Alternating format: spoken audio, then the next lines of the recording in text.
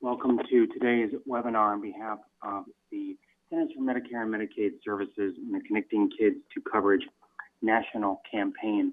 We invite you to join us today, and we appreciate your time as we discuss outreach and enrollment strategies to reach rural communities. Reaching children and families who are eligible for Medicaid and for the Children's Health Insurance Program, better known as CHIP, can be particularly challenging in rural areas across the country.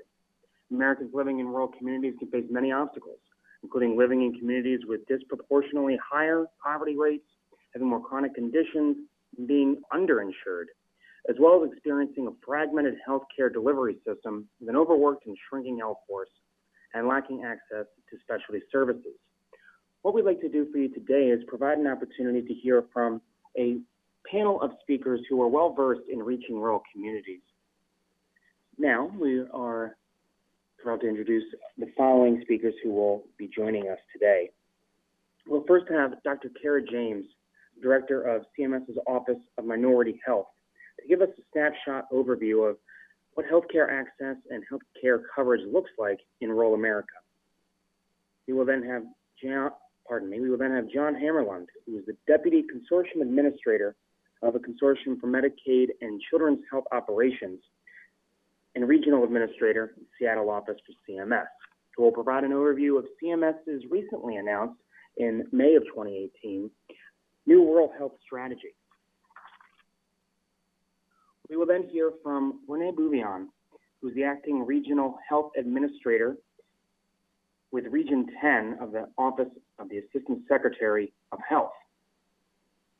Then we will have the opportunity to hear from Rachel Hamilton and Sansray Bonnell, both with the Native American Rehabilitation Association of the Northwest, known as NARA. They'll be able to give us a snapshot, a look into ensuring access to education, physical and mental health services across rural communities. And finally, we will hear from Dr. Kay Miller-Temple, who will be joining us on behalf of RHI Hub. She is a web writer for RHI Hub and is also with the University of North Dakota School of Medicine and Health Sciences.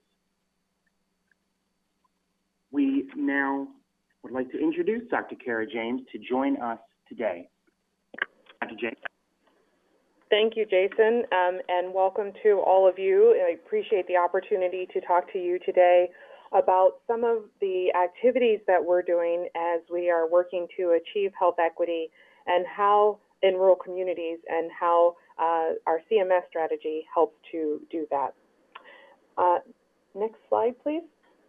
So we are one of a number of offices of minority health within HHS, and I provide that information just because I wanted to let you know that you have resources across the government that can help with that. You could back up just one for a second, please. So you can see that there's an HHS office, each as well as one in HRSA. Each of these run a number of programs that are working to address health disparities for a variety of populations, including not just racial and ethnic minorities, but others, as well as rural communities, children, and other populations.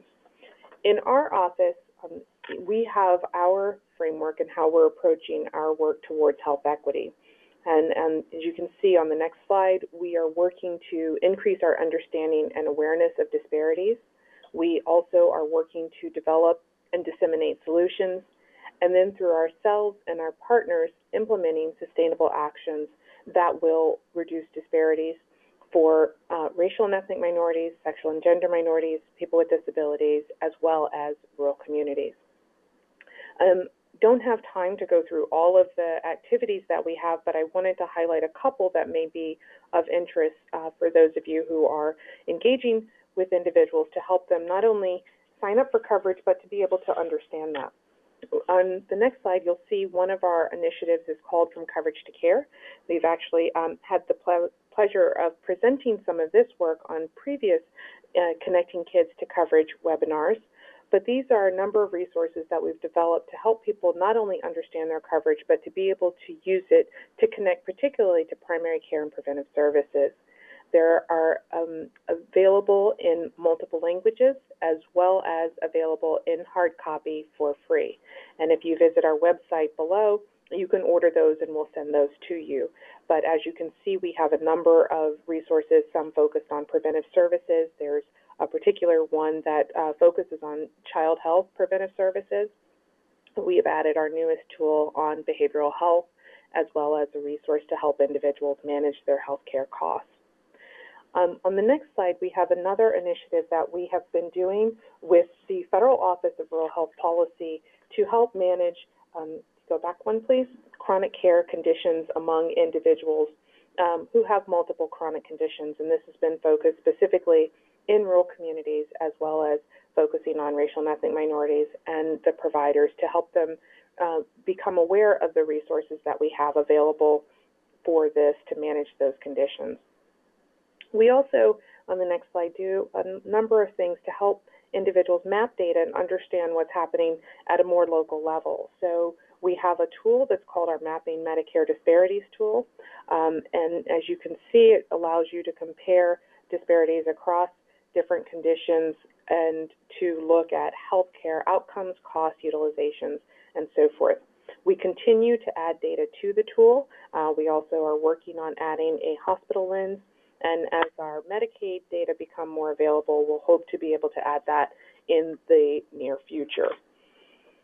So on the next slide, I wanted to take a minute and talk about rural. And one of the things that I was asked to cover today is some of the variation in how we define rural. And on the next slide, you'll see that there are really key couple of definitions of rural. And there are three main definitions, one developed by the Office of Management and Budget, one developed by the Census Bureau, and then one developed by the Department of Agriculture. And then I added a fourth one here from the Department of Agriculture. Many of these they all have at their root our census data, and then it just varies based on that level of data that they're looking at. So as you can see, the core-based statistical areas, the first one developed by the Office of Management and Budget, uses county-level data and has three categories of metropolitan, micropolitan, and what they call non-core-based statistical areas.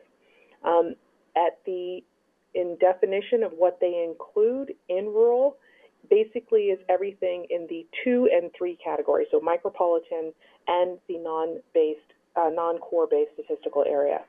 As you can see, that yields about 46 million individuals, or 15% of the U.S. population, based on the 2010 census data, that are considered rural. In the Census Bureau itself, they have urban and rural areas. They drill down a little bit lower from county to the census block and block groups, and have them categorized as kind of urbanized areas and urban clusters. So included in the rural are all populations, housing, and territories that are not included within those urban areas, with the exception of Puerto Rico. So by their method, we see that about 19%, more than 59 million U.S. residents would be classified as living in a rural community. And then within the Department of Health and Department of Agriculture, we have the rural urban commuting areas, or RUCAs, and that gets down to the census tract level. So you can see that there are 10 categories, and they do a primary and secondary rating. I won't necessarily go into all the detail, but the primary RUCA codes between 4 and 10 are classified as rural. So that yields for them, as you can see, a number in between the core-based statistical areas and the urban-rural areas at 51 million, or 16.6%. And then the urban influence codes is another area that they have captured, and that has a slightly smaller proportion. The Federal Office of Rural Health Policy, which is housed within the Health Resources and Services Administration, uses a combination of the core-based statistical areas and the RUCAs that results in about 18% of the U.S. population being considered rural. So these are some of the main ways in which rural is counted. There are also a number of varieties within that where some only use, for example, the non-core based statistical areas, which would lead a smaller percentage, some use others. So how we define rural varies quite significantly around the government as well as in our country, but basically somewhere between 15 and 20% of the U.S. population is considered to live in a rural community. On the next slide, one of the things that we note is that our rural communities tend to be a little less diverse than our urban communities. So here, this is reflecting the combination of the micropolitan and metropolitan and the non-core based statistical areas in a report that the Census Bureau did, looking at some of the change between the 2000 and 2010 census data. And as you can see, for those in the non-core based statistical area, the racial and ethnic diversity is quite different, but is growing, particularly among Hispanic and Asian populations. So in the last couple of minutes that I have, I just wanted to highlight some of the health challenges that we've heard, and Jason alluded to them at the beginning as we talked about what we're seeing in rural communities. But on the next slide, probably the one after that, you can see that in our rural communities, we have, across all of our communities, we have excess deaths that are happening. This is work that was done last year at the CDC in their morbidity and mortality weekly reports that showed excess deaths are significantly higher for the 5 leading causes of death in our rural communities. On the next slide, as we think about what this means for our children, we note that here you can see some of the support services that rural children are more likely to have at least one parent in fair or poor mental health, to have financial difficulties, to live in neighborhoods with limited amenities or poor conditions or little social support. Rural children are also less likely to receive preventive services as well as oral health services. They are more likely to die than their urban peers from unintentional injury. And interestingly, for today's topic, they do have similar insurance rates compared to their urban peers, but tend to have a greater reliance on Medicaid for that coverage.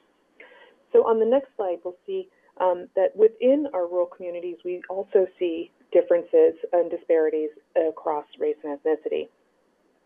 So here you can see for just fair or poor health as one example where we have higher rates of fair or poor health among Black, Hispanic, and American Indians in rural areas.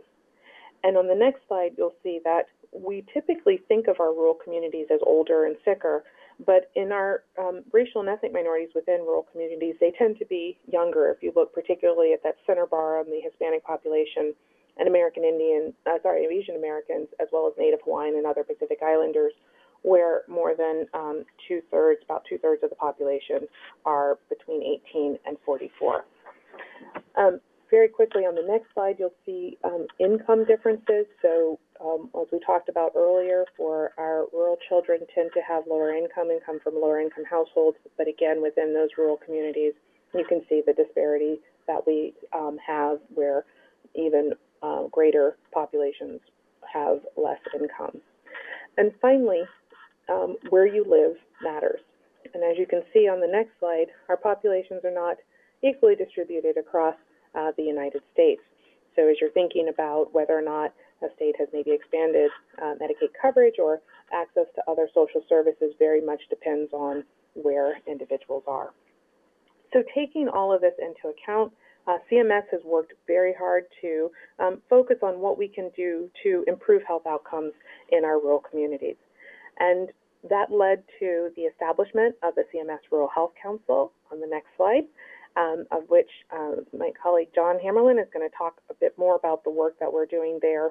But as you can see, it was set up to ensure access to high-quality health care for all Americans in rural settings, to address the unique economics of providing health care in rural America, and finally to bring the rural health care focus to CMS's health care delivery and payment reform initiatives. So I know I've gone very quickly, but on the last slide, you can learn more about some of the work that we have underway, as well as our efforts across the agency on rural health. And with that, I'll turn it over to John to talk a bit more about our rural health strategy. Thank you again for having me. Well, thanks, very much, Kara. I appreciate it. This is John Hammerland. I'm delighted to be part of this webinar today, and thanks very much for having me. So, as Kara mentioned, CMS has been working diligently, particularly over the past 2.5 years since the CMS Rural Health Council was formed, to better address the needs of rural providers and rural patients. We've held a solution summit with various rural stakeholders and several listening sessions across the country to ensure that we understand the needs of rural providers and patients, and also to uncover what roadblocks hamper providers from their successful participation in CMS's Innovation Center projects and other transformative efforts of our agency. Next slide, please.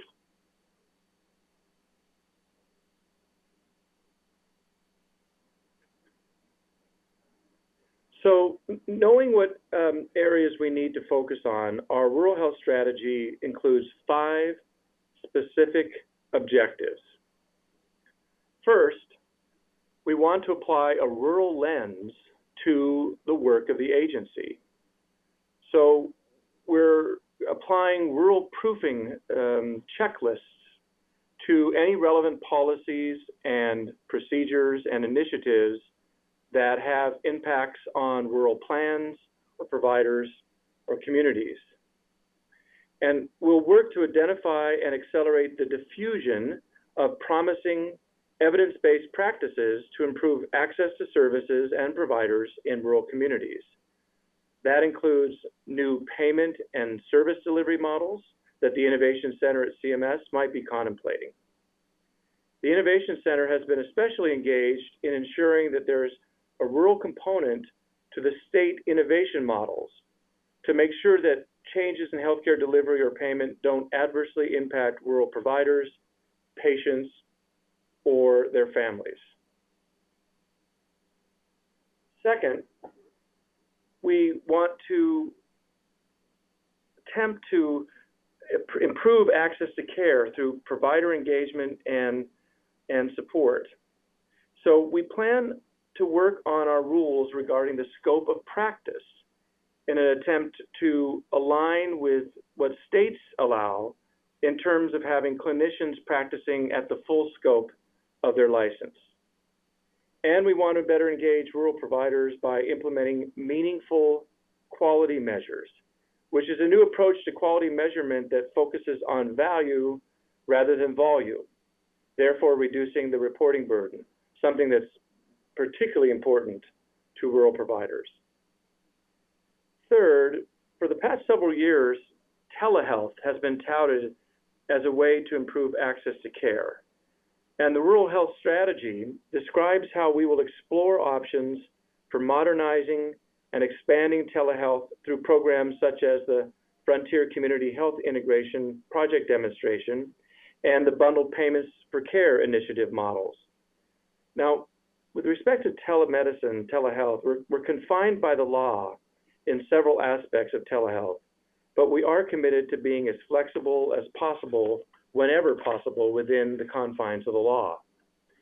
We're also exploring the expansion of virtual care, which is different from telemedicine, but allows for important advances in care and in access to care, such as remote patient monitoring. So an example of some of the flexibility in virtual care can be found in our recently released proposed rule called the Physician Fee Schedule. That's how CMS establishes the payment amounts for rules for a lot of the Medicare Part B services, the services that patients often receive in the doctor's office. We're planning to pay for something called a virtual check-in. This might be a phone call from a doctor to a patient recently discharged from the hospital to make sure that they're taking their medications and getting their rest. So finding a way to use technology to improve access to care is an area that we've been working on for some time, and it really has the potential to truly transform care in several key areas, such as chronic care management, behavioral health, and post-acute care. Next slide, please.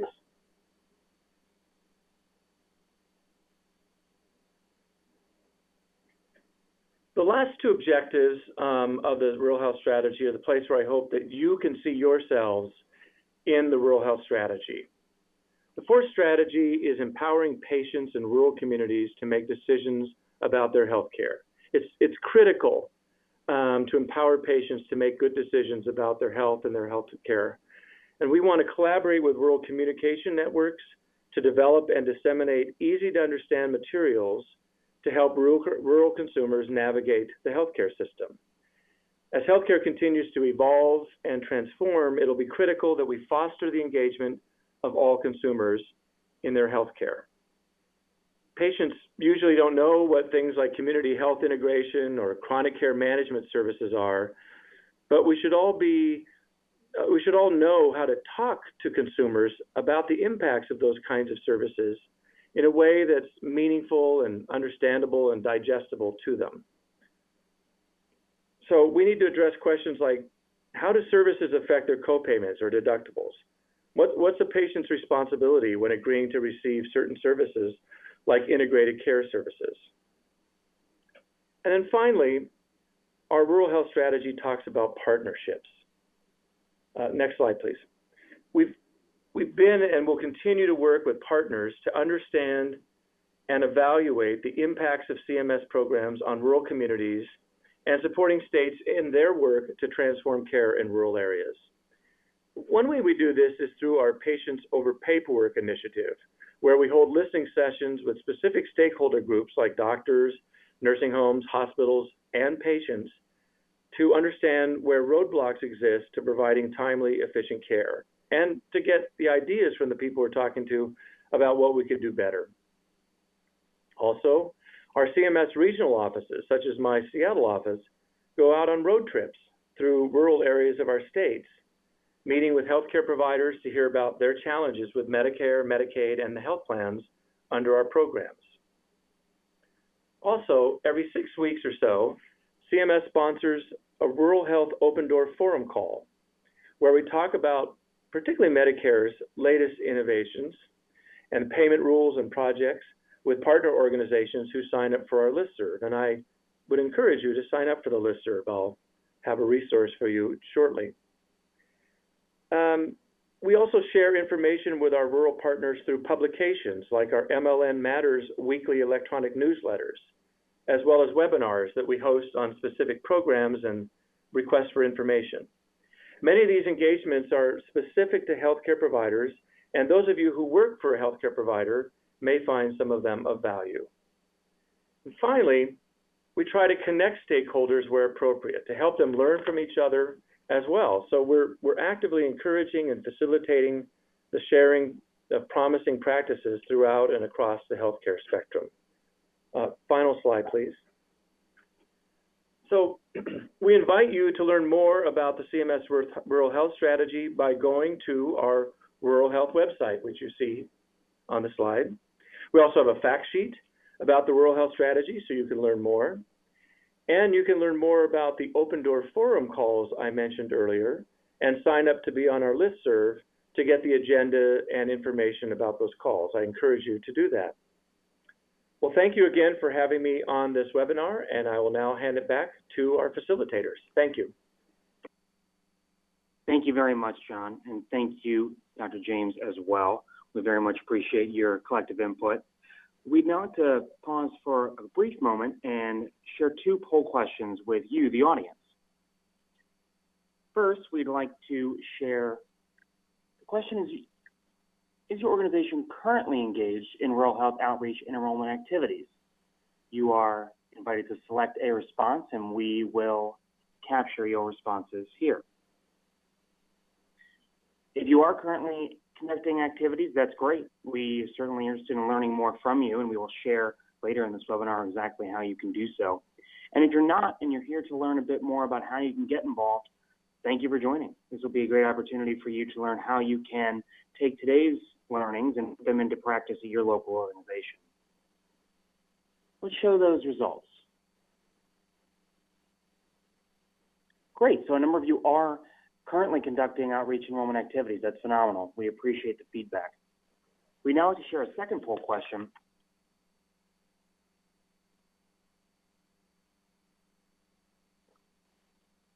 question is, which group does your organization hope to partner with for rural health outreach in the future, whether it be schools, health providers, faith organizations, government agencies, or engaging with local media?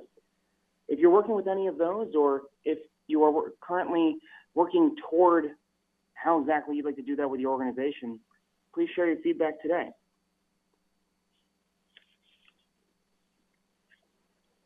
Let's see those results as well.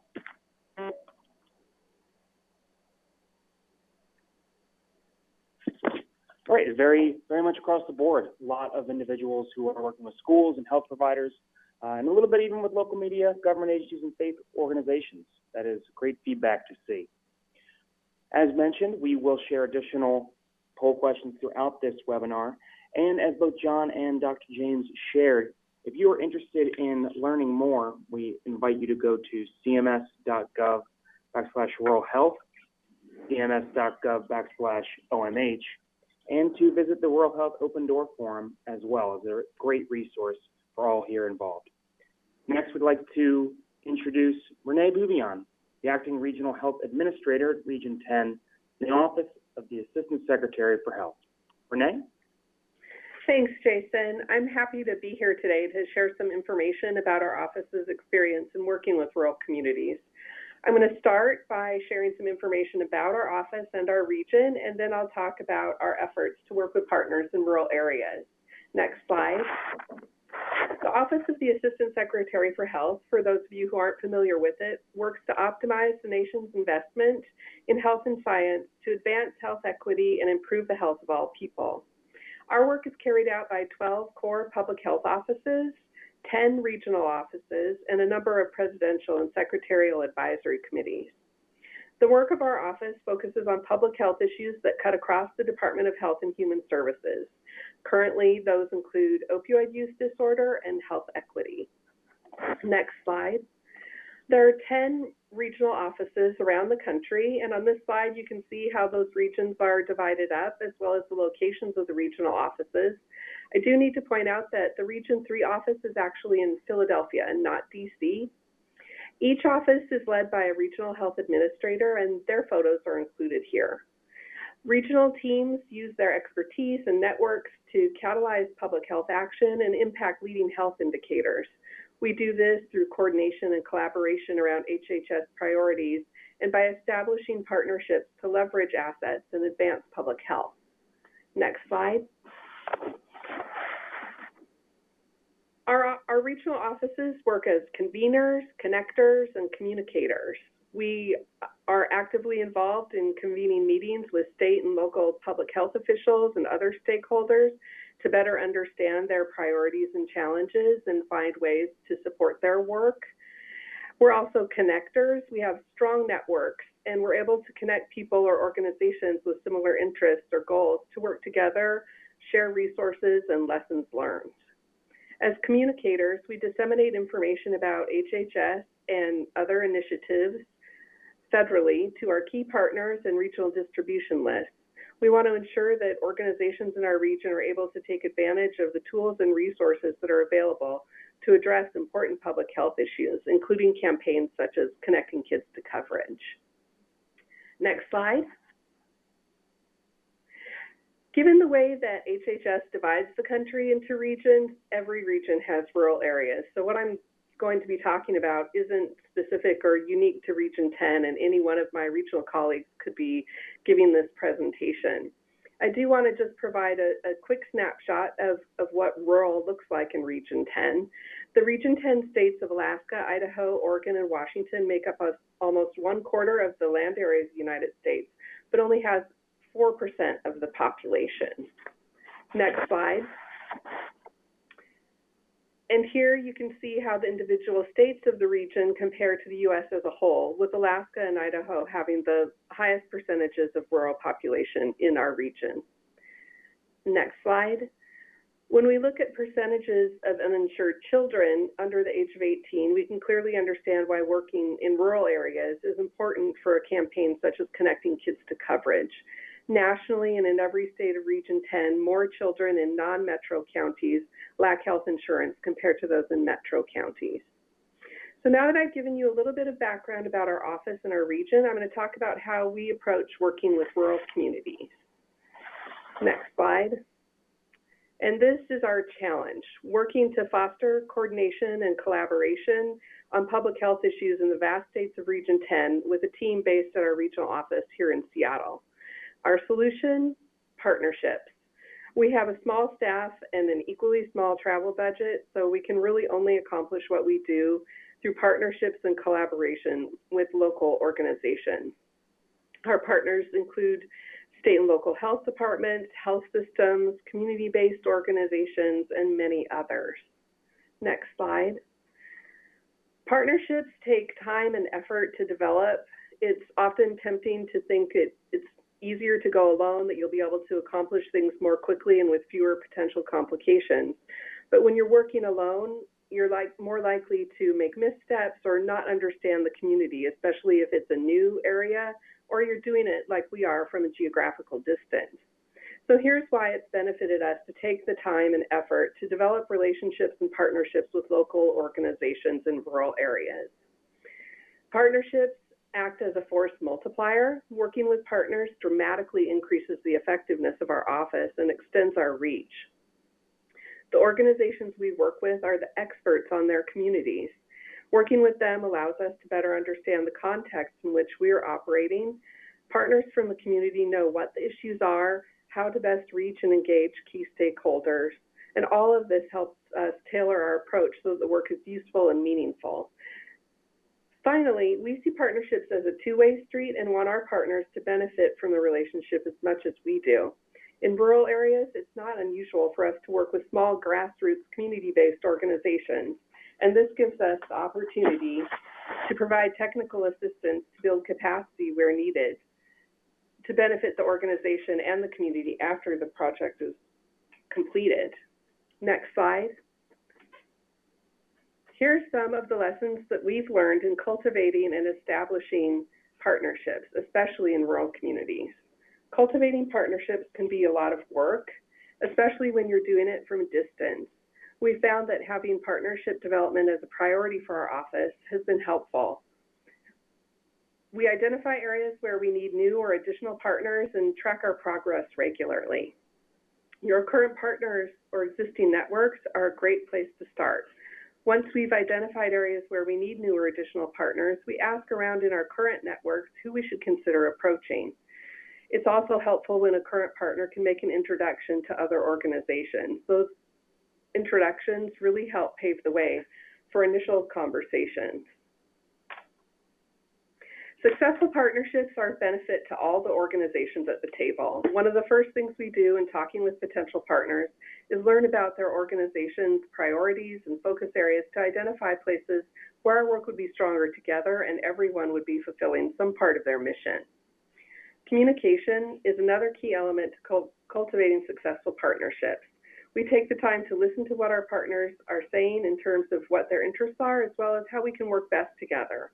It's important that we clearly communicate any possible limitations of the partnership and be realistic about what we want to accomplish. Next slide. Now I'm going to share a real-life example of how partnerships have allowed our office to reach rural communities. In 2011, we became interested in doing some work to address health disparities among the largest racial and ethnic minority group in our region, Latinos. We knew that some of our existing partners would also be interested and brought them together to discuss the right approach. In talking with our partners, we decided to focus on women as they play such a critical role in the health of their families and communities. We wanted to provide information and resources to public health and social service providers who work with Latinas and their families. These providers, including community health workers and case managers, are important sources of health information in the communities where they work. The first event was held in Seattle, and about 40 people participated. That's not a huge event, but it was quite successful, and it created a lot of interest for some additional partners. The following year, in 2012, with several new partners on board, we were able to replicate the event in Granger, which is in rural eastern Washington and has a large Latino population. Expanding our event wouldn't have been possible without the partners that we had here in Seattle, who also had staff in eastern Washington and were able to help by providing input on the agenda and helping us to organize something that would meet the needs of that specific community. Next slide. After 5 years of practice with this model and working with partners to reach rural communities in Washington state, we wondered if it would be possible to expand to another state in our region. We had some key contacts in Idaho and worked with them to identify some potential partners. In 2015, we brought them together by phone to discuss our Latina Health Symposium model and gauge their interest in working with us. Luckily for us, they were enthusiastic, and planning began for an event that was held in 2016. A second event was held in 2017, and we're now working with them to plan another event that will take place in 2019. A similar thing happened in Oregon, and our staff has been able to bring together a planning group, and they're planning an event that will take place this coming September. And they're already talking about the possibility of holding an event on the eastern side of Oregon State in 2019. After the events are held in September 2018, more than 1,000 providers who work with Latinas will have been reached since 2011. Next slide. So why has all of this worked? Without our partners, our office would not have had the success that we've had in expanding our efforts to address health issues within rural communities. Over the years of holding the Latina Health Symposium events, we worked with amazing partners, both here in Seattle and in the rural communities where the events are held. Our partners have provided crucial input on the health issues in their communities that allowed us to tailor each event to address the specific needs of each location, as well as highlight local organizations and resources. They also help us promote the events, and that has led to increasing number of participants each year. Their feedback has really helped us to improve the events along the way so that more providers can participate. In Granger, in Eastern Washington, we got the message loud and clear that we needed to have some interpreters so that non-English speaking providers, especially community health workers in the area, could attend the event. Leveraging an internal partnership here with CMS and the Seattle Regional Office, we were able to provide interpreters for the past 2 years. It's really our partners who've allowed these events to continue over the course of 7 years. And a part of this process has been building the capacity of some of the smaller organizations that we've been working with. They've been able to take on increasingly larger roles in leading the planning process and developing the agendas, to the extent where we really act more as advisors now. So I hope this example of our Latina Health Symposium events has demonstrated how working with partners can be a key component in any strategy to reach rural communities. Next slide. I just highlighted here some tools that might support you engaging with rural communities, and my contact information is there as well. And I'll turn it back to Jason. Oh no. Thank you so much, Renee. That was great. We very much appreciate your time today. We would like to share our third slide, our third poll question, if we may. That question is, what types of outreach has your organization found successful when conducting rural health outreach? We have a few options here from you to look into, whether it be school information nights and mobile health clinics, sharing information with faith organizations, or adding information to school registration forms. Taking the opportunity to reach similar audiences, we mentioned, through these additional avenues. If you have not conducted rural health outreach at this point, again, we invite you to continue to learn more while you're here and to take this opportunity to further hear from these speakers today. Let's take a look at those results that are coming in. We see the number of you are using school information nights on campuses and in classrooms to share information. We'll remind you that the Connecting Kids to Coverage campaign does offer tailored school-based outreach tools and a number of customizable materials on the tool outreach library at insuredkidsnow.gov, resources that we will share and discuss further in today's webinar. Next, we'd like to introduce our friends from the Native American Rehabilitation Association of the Northwest, shorter known as NARA. Sunsaray Bennell and Rachel Hamilton. Sunsaray is the Oregon Health Plan Manager. Rachel is the lead of the Connecting Kids Outreach Program. Sunsaray and Rachel, welcome. Thank you so much. Thank you so much. So next slide. So we have a few slides that are really, we're not going to talk a whole lot about NARA, but I wanted to have that in front of you so at a future date you can go back and look. NARA's been around since 1970. We have 10 different sites around the Portland metro area, and I've listed them here. Next slide. We did want to put a little bit about who we are as a culture. We do focus on the American Indian, Alaska Native population in the Portland metro area, but we help everyone that comes to our clinic. Next slide. I've listed our 9 federally recognized tribes in our state, and I want to talk a little bit about how and why we were asked to present. So NARA received a CMS grant, Connecting Kids, which focuses on enrolling American Indian and Alaska Native kids and their parents into health coverage, specifically Medicaid. And so that's why we were asked to do this, because the grant was written statewide. So the 3-person team travels all across the state. We've met with all of the 9 tribes. That was kind of our initial introduction to see if we could help them with getting their community members signed up for health coverage. Next slide. And I provided a map. I wanted to give folks an idea of how far away some of these places are. Our closest reservation tribe to Portland is Grand Ronde, and you'll see it to the left there towards the coast. The farthest away is Burns Paiute, and we have Flo and Liz heading out there on Thursday night. It's a 5.5-hour drive. I'm kind of convinced that Burns is actually frontier and rather than just rural. It's way out there. Next slide. I've provided a glossary so you see what NARA stands for. Oregon's Medicaid program is called the Oregon Health Plan. We often just call it OHP, so we'll be using that throughout the webinar. And then Oregon Health Authority is where OHP lives within that department. Our community partners, I know across the United States they're called different things, but these are certified application assisters. So folks who are trained and are able to help consumers sign up for not only health coverage on the federal marketplace, but in the Medicaid program. So in Oregon, we use both community partner and certified application assisters. Next slide.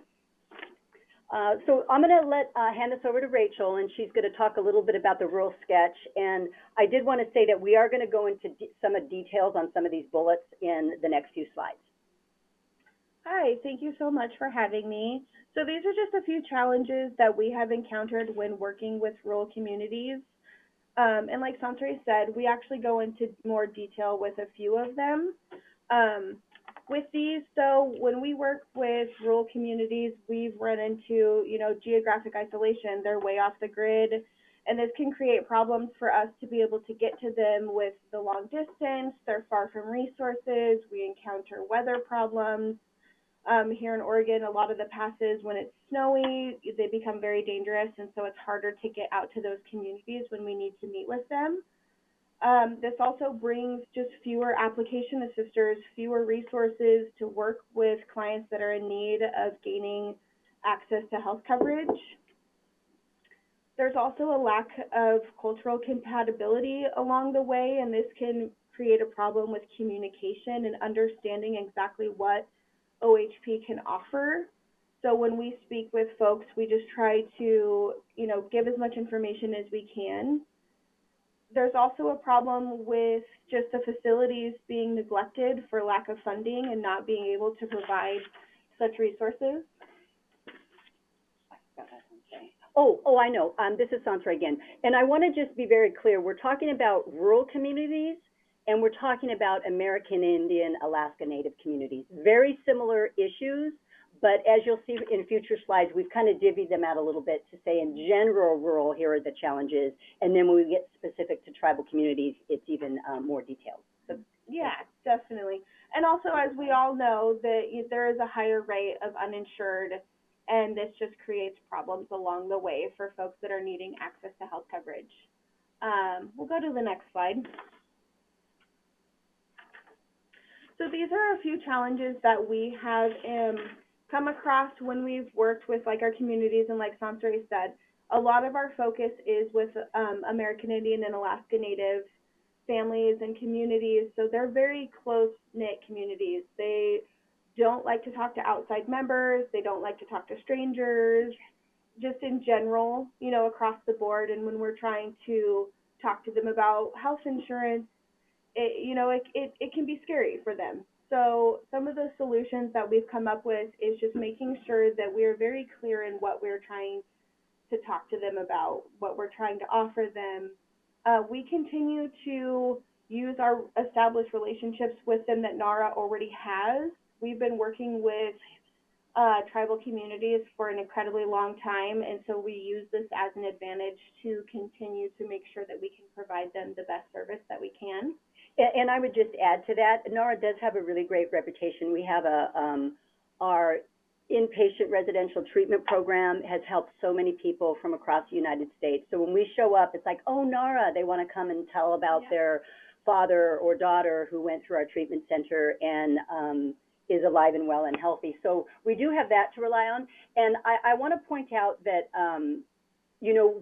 NARA is in the Portland metro area, so why are we rural? Well, because we wrote the grant that way, but also we want to work with our 9 federally recognized tribes, and we do have experience. I have probably 25, 30 years working with tribal organizations in Oregon, and that includes working directly with the 9 tribes.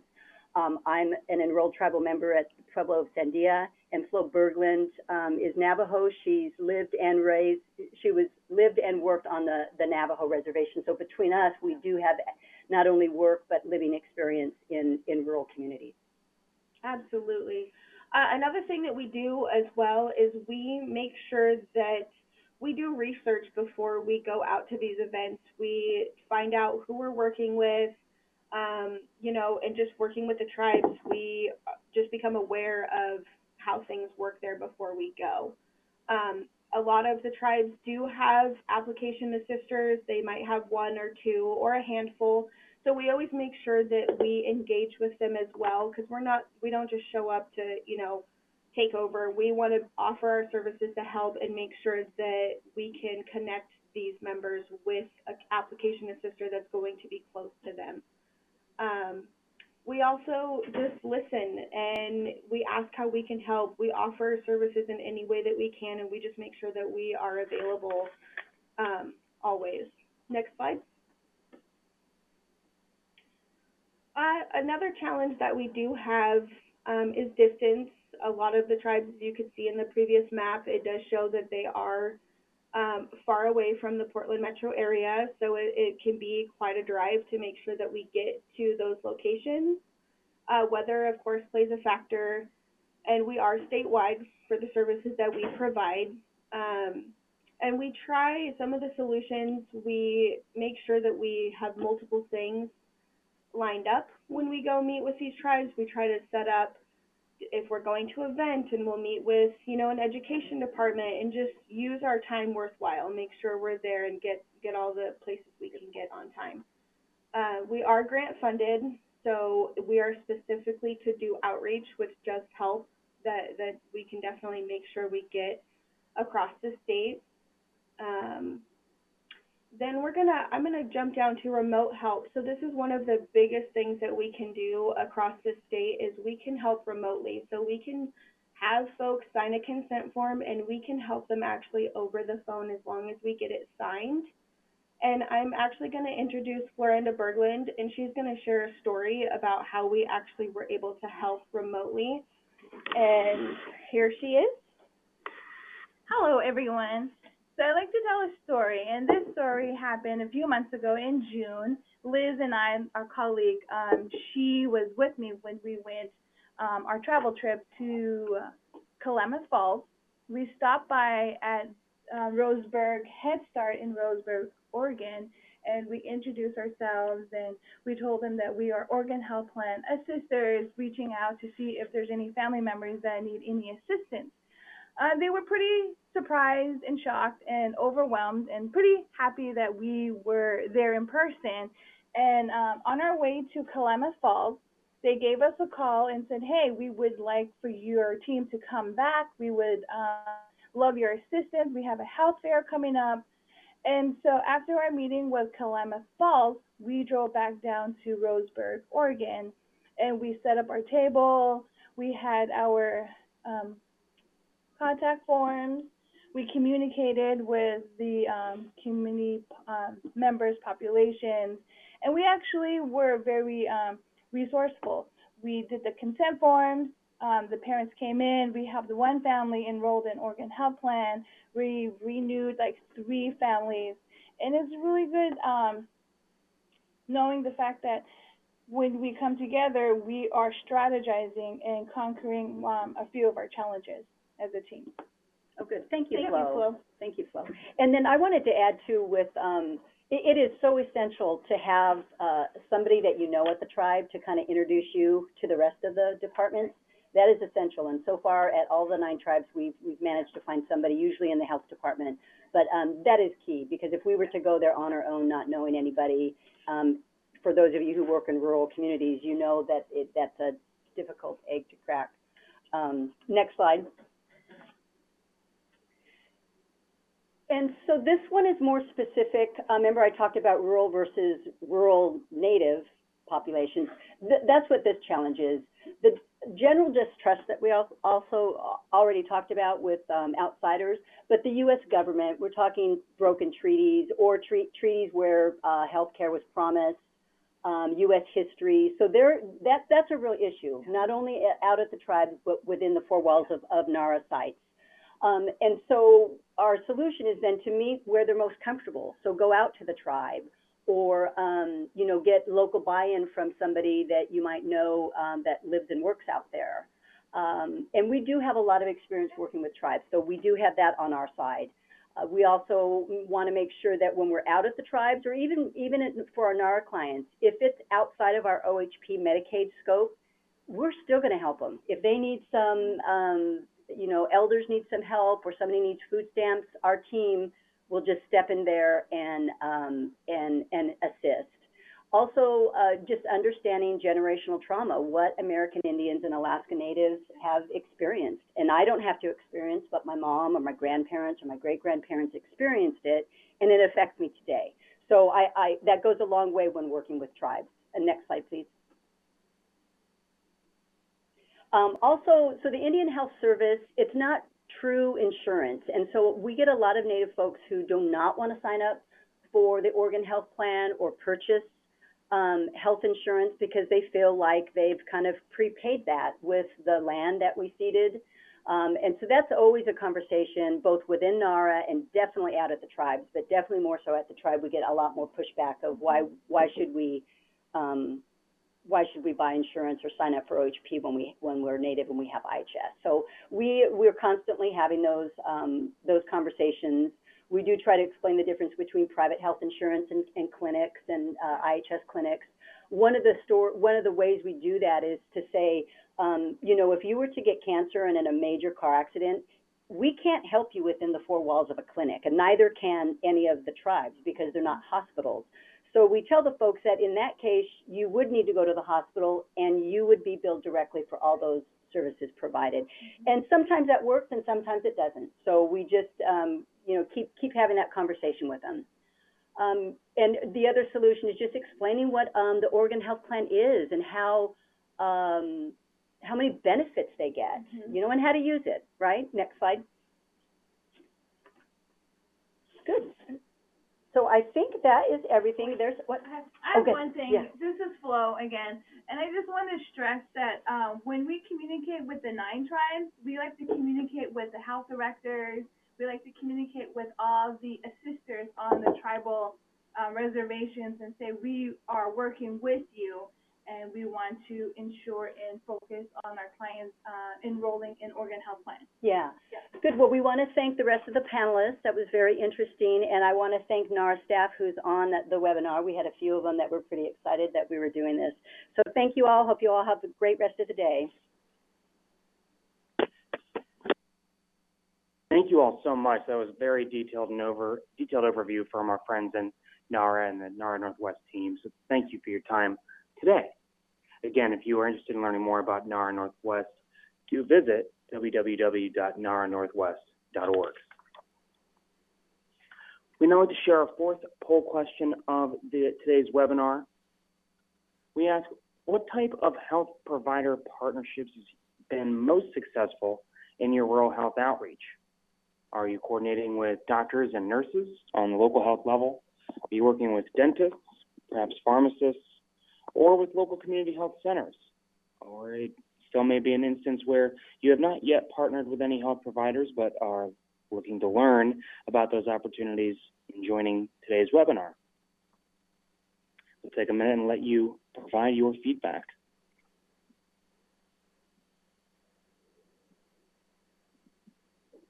Let's take a look at those results. So starting to get a little bit back across the board, mostly here in line with local community health centers, about 62% of the responses. Thank you for your feedback. As we usually do in these instances, we will share feedback on all of these poll questions and on the results following today's webinar, and all of this will be accessible in the coming weeks. We'd like now to move on to our last panelist of the day. Dr. Kay Miller Temple is a web writer with the Rural Health Information Hub, RHI Hub, and is based out in North Dakota with the University of North Dakota's Health and Sciences.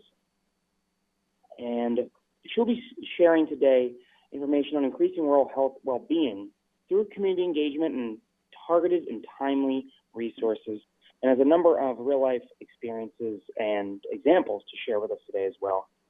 Dr. Miller Temple, hello. Hi, good afternoon. Again, my name is Kay Miller Temple, and I'm a content writer at the Rural Health Information Hub. Thanks for inviting Rural Health Information Hub to participate today. Next slide. The Rural Health Information Hub is a national clearinghouse for rural health information. We're funded by the Federal Office of Rural Health Policy and located at the North Dakota Center for Rural Health. We partner with the Walsh Center for Rural Health Analysis and the Rural Policy Research Institute. As a federally funded organization, our resources are free. Next slide. RHI Hub's annual site visits have grown to 1 million, and we aim to be your first stop for rural health information. Next slide.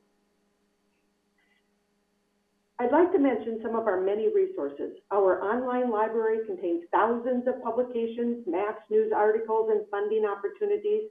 But in our data visualization section, you'll find even more topic-focused maps and charts with national, state, and county-level data. Along with in-depth information in our topic guides and our state guides, we have an online magazine, The Rural Monitor, that features in-depth stories examining key rural health issues. Another resource, the MI Rural tool, is found in our Tools for Success section. This tool will provide answers for those exploring whether a location meets a given definition of rural, those definitions that were mentioned by Dr. James. Next slide. In a 2006 U.S. Census blog post, Life Off of the Highway, Snapshot of Rural America, the authors remind us that the rural population is not the same everywhere except in its distinction of not being urban. Frequently categorized as older, sicker, poorer, and less likely, less able to have engaged in higher education opportunities, rural America can also be described by one word, diverse. Because rural health education and rural health care delivery efforts must accommodate that diversity, state efforts might look different from one another. Even within the same state, the health landscape may look different from region to region. At RHI Hub, we have a bird's eye view of the diversity of our rural communities' healthcare activities and feature them in another important free resource, the Models and Innovation section. Here, successful programs and innovations for rural health issues are searchable by evidence level, state, topic, and funding source. Many of these models are backed by rural research studies.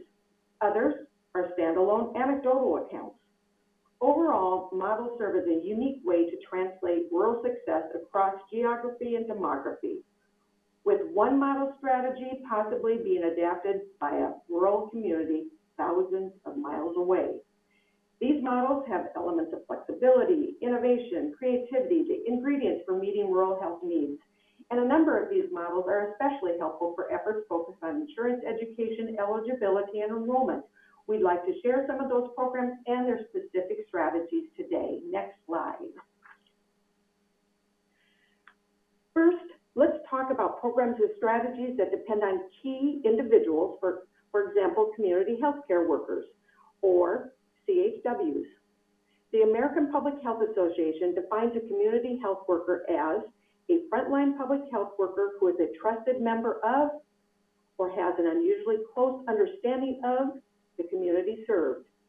Many rural communities depend on these respective professionals to answer multiple types of outreach needs, including healthcare coverage and enrollment. I share an Indiana model in innovation here, the Aspen Network. It currently offers robust CHW training for several needs, including enrollment navigators. Like many CHWs, those in this program are dually culturally competent, a phrase that describes the many CHWs who not only understand their local rural culture, but often have membership in or unique insight into health attitudes and practices of specific groups such as Latinos, American Indians, or Asian Americans. Another Indiana model is the Noble County Outreach Project, which uses another specially trained individual, the Outreach Enrollment Specialist. The OES worked in community locations such as the WIC clinic, the schools, the local hospital to offer enrollment services for Indiana Medicaid, Health Indiana Plan, and the private health insurance marketplace. Wisconsin. Wisconsin is the location of a unique program that uses CACs, or Certified Application Counselors, to provide outreach to isolated seniors, old order Amish, Medicaid dental patients, and Latino groups. A notable accomplishment of this program is that from April 2016 to April 2017, outreach and enrollment services reached nearly 2,500 people, and the program's single CAC directly helped nearly 650 individuals complete enrollment. The next model, the Santa Cruz County Adolescent Wellness Network, is unique in that it engages rural youth, a group often overlooked and underestimated. With proper training, they are a proven, valuable resource for themselves, their peers, their families, helping the senior members of not only their own families, but often for those of their friends. Due to their age, they may not be able to perform actual enrollment activities, but they can prove a valuable member of any outreach team. We encourage you to review this model's Youth Involvement Toolkit. Next slide. A number of organizations assist with rural outreach, education, and enrollment efforts. We'll start with perhaps the most obvious, rural hospitals and clinics. So it can be difficult for some rural hospitals and clinics to invest resources in these activities. An organization in Louisiana had success using certified application counselors. This program had roots in the Affordable Care Act outreach efforts and is still able to use that enrollment infrastructure for their state's Medicaid expansion. Rural community schools can help with outreach, and once again, diversity applies. Specifically, in frontier and remote communities, school nurses are often the go-to medical professional for disseminating health information, especially when the nearest healthcare facility might be over 100 miles away. Though their main focus is routine nursing interventions, in Virginia, the Nelson County School Nurse Program, school nurses also take time to educate parents about the state's health insurance programs available for their children. In many rural areas, schools are functioning as a strategic healthcare delivery site, especially for preventive care. Taking rural healthcare access to another level for children and youth is the school-based health center. According to the Health Resources and Services Administration, school-based health centers are often operated as a partnership between the school and a community health organization. Louisiana has a school-based health center staffed mainly by specially trained nurse practitioners providing oral health prevention. For these providers must also engage in outreach when they identify oral health treatment needs. Building on the program's success and dissatisfied by no-show rates for these treatment appointments they've worked hard to get, they have current grant funding for dental case management, another opportunity for healthcare coverage enrollment activities. You will often hear talk of rural communities depending on their healthcare organizations, their schools, and their faith-based organizations, or FBOs. FBOs are often specifically vested in the health profiles of their congregants. In North Carolina, the Partners in Health and Wholeness is a network of 475 congregations with a mission of building partnerships with, between congregations and existing state health programs, even serving as health promotion centers. Obvious then is the possibility for reaching women and children through a network like this. Next slide. Though not specifically tied to enrollment efforts, the models I review next are certain to provide seeds for innovation, proving that often the greatest value of our models and innovations lies in their potential for sparking creativity to meet other needs. For example, connecting with trusted community members may offer valuable insight for efforts to meet our rural population where they are.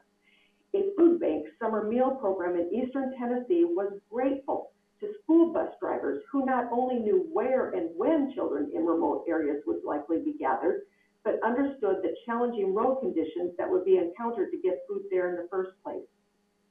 Alabama's Kid One Transport. Exploding from one individual's idea, this organization now has 21 vehicles parked in driveways across the state in order for their local drivers to take rural expectant mothers and children to medical appointments in urban locations. They work with 700 healthcare organizations, county health departments, community service agencies, physicians, government agencies, and nonprofits throughout Alabama.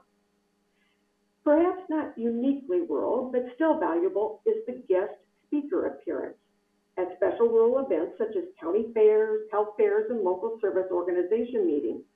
The Texas C-STEP programs, community health workers are speakers at community events or senior centers, providing outreach and education on the importance of cancer screening. Those workers even help the audience to make mammogram, pap smear, and colon cancer screening appointments. Next slide. When it comes to health education, outreach, and enrollment efforts, local, rural media, and social media can't be overlooked as partners. In the second of our two-part Rural Monitor story on rural health literacy issues, who's delivering health information, rural newspaper experts share that over 85% of rural Americans get a weekly newspaper, allowing newspapers to function as a health information disseminator. Librarians told of how they meet their rural patrons' health information needs. And in another Rural Monitor story on social media, rural healthcare providers share how they leverage social media to attract patients to a healthcare message. Next slide. We need to specifically point out to today's listeners that RHI Hub has 16 evidence-based toolkits that are step-by-step guides for using evidence-based programs for addressing rural health challenges. Yes, evidence-based. Next slide.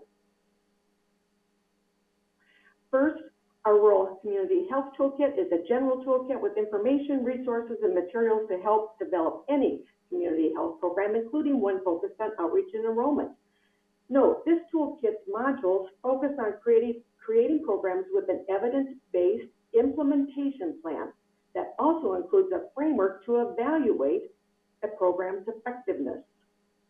There are also plans for sustainability, dissemination of results to project partners, funders, and the broader rural health community. Next slide. We'd also like to highlight the Rural Community Health Workers Toolkit and the Oral Health Toolkit. Both provide information for specific outreach and enrollment efforts. Last slide. In conclusion, whether you are trying to reach rural residents in remote areas or frontier areas, in the Northwest or in the Southeast, we hope that these highlights featuring the diversity and successes of some of our nation's rural programs provide a framework for replication or serve as a spark for new ideas that translate across geography, program focus, targeted age groups, and especially provide ideas for outreach and enrollment efforts.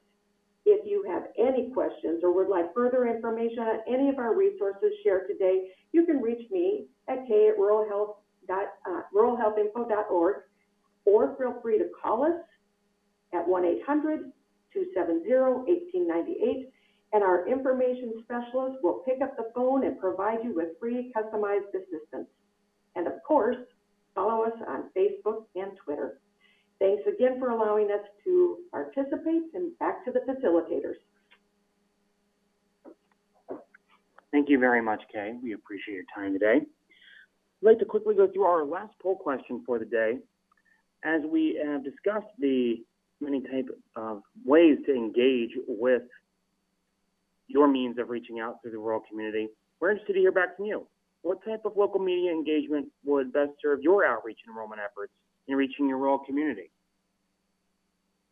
Whether it be through radio, TV, by chance a letter, an op-ed letter to the editor, a blog post or online coverage, or even through the community newsletter or through a school PTA newsletter. Let's take a look at those responses. Thank you very much for your feedback today. Certainly, again, noting that school and community newsletters are a highlight of your feedback, and that school-based tools are of high interest. Do know that the Connected Kids to Coverage campaign does offer a number of school-based outreach tools, and those can be found at insurekidsnow.gov. Now, speaking of those resources, we can go through the many resources that are available to you in each of your organizations. Next slide, please.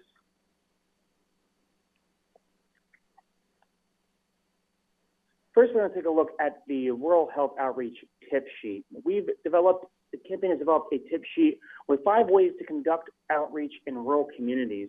This, as you'll see on the screen here, is an opportunity to identify eligible means for families to use these tips to incorporate into their outreach. There's a number of strategies in play. These are 5 tips to help you make outreach work. This is available for download, of course, at insurekidsnow.gov. Next slide.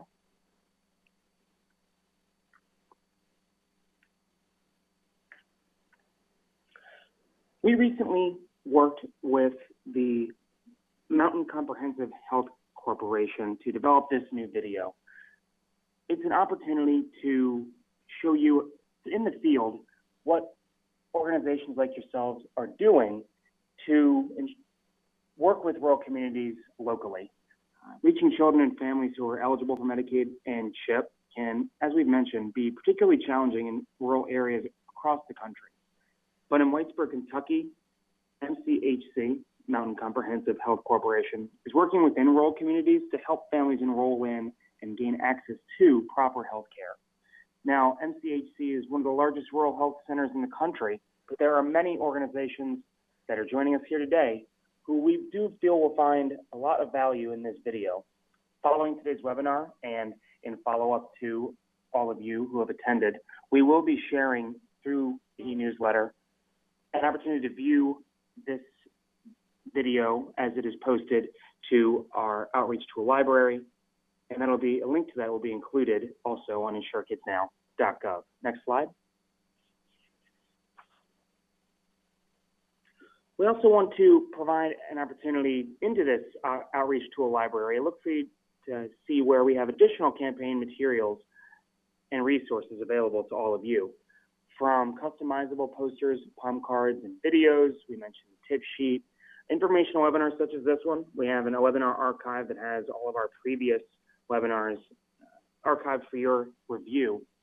We, of course, have the Campaign Notes e-newsletter, which we encourage you to subscribe to if you have not already, to keep up to date with all of the news across the campaign. Many ready-made articles and radio scripts and digital media tools and radio and television PSAs, all accessible and many of which are customizable for your use on a regular basis and in your outreach efforts moving forward. Next slide. Those digital media tools can be used on social media. We have graphics, guides, web buttons and banners, a number of sample posts even that you are able to use. All of these are available for your guide in developing your outreach strategy in the rural community. These are, as always, available at insurekidsnow.gov. Next slide. A few examples of materials that we have outside of strictly just rural health. We have many topic areas and initiatives that reach other audiences that we have also covered on previous webinars and that we have examples of on insuredkidsnow.gov, whether the topic be back to school, oral health, your vision, engaging teens, using sports and athletics in schools as a method of engaging those teens, and year-round enrollment at any time of the year. Next slide. We mentioned those customizable materials from posters, flyers, palm cards, all that are at your disposal to customize to fit your organization and your audience. These are available at insuredkidsnow.gov and provide an opportunity for you to add your logo, your organization, and your contact information so that you can properly reach your audiences. Next slide. For more on these best practices for outreach and enrollment, we do invite you to visit the Outreach Video Library and Outreach Tool Library at insuredkidsnow.gov, as well as this webinar archive that we did mention. They have all of our webinars dating back to the beginning of this campaign. Two that we reference here, just as they are of particular reference, was the last one we did in June on connecting students to coverage this back-to-school season, which is still viable and of topical note. And also one of our previous webinars on reaching rural communities and how we reach and enroll families across that rural audience nationwide. Those are all available at, you guessed it, insuredkidsnow.gov. Next slide. Many of our speakers today have mentioned similarly that we want you to keep in touch with all of us here at the campaign, as well as with across all of our network of partner organizations. You can follow us on Twitter at IKNGov. You can engage with the campaign all across social media by sending us a tweet, retweeting any of our information, or send us a message with the hashtag Enroll365, hashtag KidsEnroll, or hashtags with Medicaid or CHIP. And as we mentioned, do sign up for our e-newsletters. There is a hyperlink on the screen, but in our follow-up, we will also share a direct link to sign up and subscribe. If you have any questions at all or wish to contact the campaign or have questions that you want to take beyond today's webinar, email us at any time at connectingkids@cms.hhs.gov. Next slide. We want to hear from you as well. We mentioned all of this as a means of providing an opportunity to hear back from the rest of you across the network. If you have outreach and enrollment stories, best practices, challenges that you face that you want to share with the campaign or are looking for additional input on, do contact us, and we would love to hear your stories. That then takes us as well right into our Q&A portion today. We've left the Q&A platform open throughout the webinar for you to provide your questions. We've gotten a few back here that we are excited to pose and share with you today. Our first question is for Dr. Kara James at OMH. Dr. James, the question we received was, are the coverage to care materials available at a lower reading level, such as the 5th or 6th grade level of reading? So thank you for that question, Jason. We have worked very hard to get the materials to as low as a level as possible. Unfortunately, we are not at a 5th or 6th grade level, but that's part of the reason we have a variety of tools that are available. So for those with maybe lower health literacy, the 5 ways to make the most of your coverage is something that might be easier for that population to focus on. But the other, the roadmap and the other materials are testing at about an 8th grade level, but we do continue to try and see if we can lower the level and still include the important information that people need. Thank you for that feedback, Dr. James. Our second question goes out to our friends at NARA. Is there any telemedicine being used in the communities that you referenced? And are you able to share any details on that, if so?